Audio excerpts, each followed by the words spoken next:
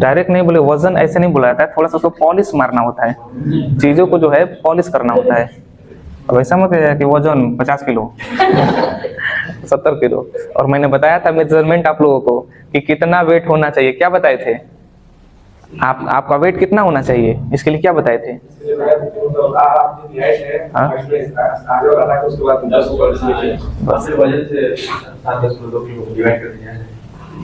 समझ में रहा है? अगर आपकी हाइट 170 है तो आपका वजन कितना होना चाहिए? ठीक है। अगर आप एक्चुअल में जानते हैं तो आप मान के चलिए कि इतना होने चाहिए। फिर एक हटा दीजिए, 5 इसमें से घटा दीजिए।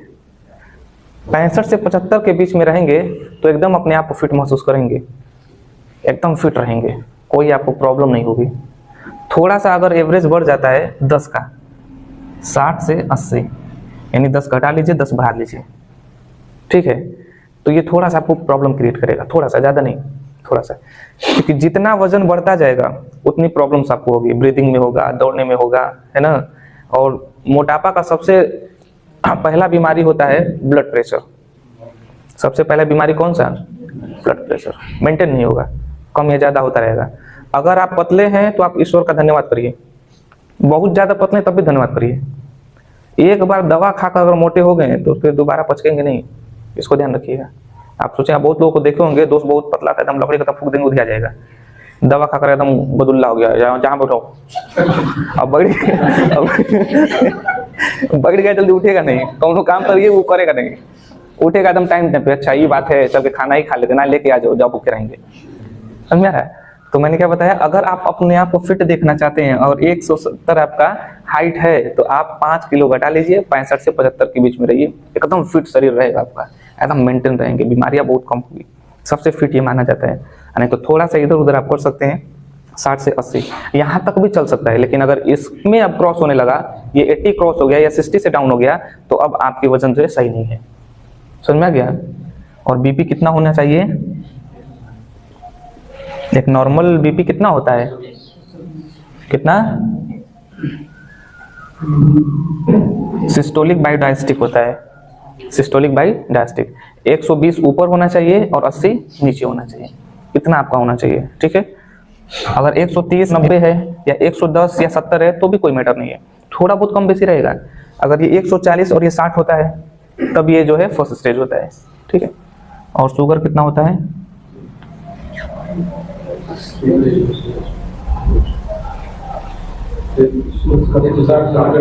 और कितना होगा बेटा? शुगर का जो मेजरमेंट है कितना होना चाहिए? 70 से 110।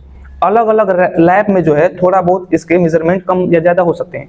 किसी में 80 से 120 हो सकता है, या 80 से 110 हो सकता है, 90 के करीब हो सकता है। समझ में आ रहा है? थोड़ा बहुत इधर उधर लैब के अकॉर्डिंग होता है, लेकिन मेन मेजरमेंट कितना है?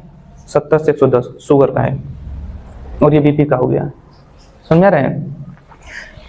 जो ये शुगर है जिसको हम लोग डायबिटीज बोलते हैं, क्या बोलते हैं? डायबिटीज। ये कभी मत सोचिएगा चीनी खाने से शुगर की बीमारी होती है, ऐसा नहीं है। चीनी खाने से शुगर की बीमारी नहीं होती है, ठीक है। शुगर होने के बाद चीनी जहर का काम करता है। अभी आप चीनी खा रहे हैं तो आपको शुगर नहीं होगा, ऐसा मत सोचिएगा कि चीनी खाने तो शुगर हो जाएगा, ऐसा कुछ नहीं है। चीनी खाने से शुगर नहीं होता है, लेकिन अगर शुगर है आपको तो ये जहर है आपके लिए। शुगर है तो समझ में आ रहा है? एक आप देखे होंगे जब गॉल ब्लैडर यहाँ पर होता है, उसी के पास एक ऐसे करके एक पैनक्रियाज होता है, ठीक है, वहीं से सब चीजें मेंटेन होती है। गॉल ब्लैडर का काम क्या होता है? देखिए, इसको बोला जाता है पित्त। हिंदी में क्या बोला जाता है? पित्त। समझ लीजिएगा, ये सब काम देगा आज के जीवन में, ये सब काम देगा आपको, ठीक है ना।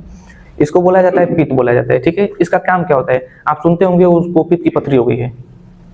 गर्ल्स में, महिलाओं में सबसे ज्यादा ये होती है बीमारी, पित्त की पथरी। और ये पित्त की जो पथरी होती है, स्टोन, ये निकल नहीं सकता है, इसका ऑपरेशन ही करना पड़ता है।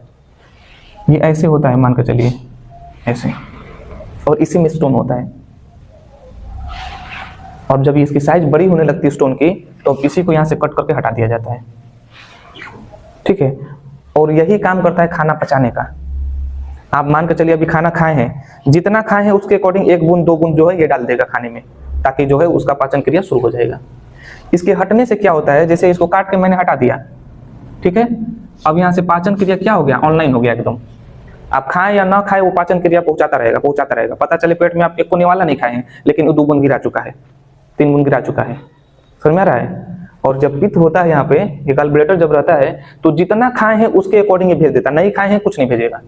खाए हैं इतना खाए हैं 3 बूंद भेज देगा, इतना खाए हैं 5 बूंद भेज देगा, इतनी खाए हैं आधा बूंद भेज देगा। इसको मैनेज करता है, समझ में आ गया। शुगर की बीमारी है, अर्ली स्टेज है, तो जामुन खाइए। क्या खाएंगे, जामुन, जितना जामुन खा सकते खाइए।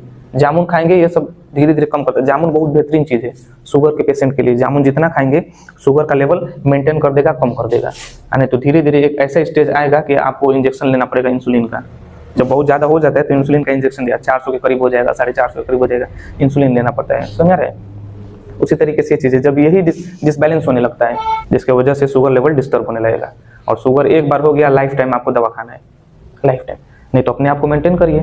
ऐसी प्रोडक्ट को मत खाइए जिसमें जो है शुगर एडेड हो, या फिर लेकिन नेचुरल शुगर थोड़ा बहुत आप ले सकते हैं। तो ऐसे कंडीशन में ध्यान रखिएगा, किसी को भी ये चीजें हो, जामुन खिलाइएगा खूब। जामुन खिलाएंगे ये सारी बीमारियां क्या होगा, एकदम नॉर्मल रहेगा। बाकी बीपी के लिए तो आप जानते ही हैं कि नमक का इंटेक कम करना होता है, नमक का इंटेक कम कर देंगे हो जाएगा। चलिए आगे बढ़ते हैं।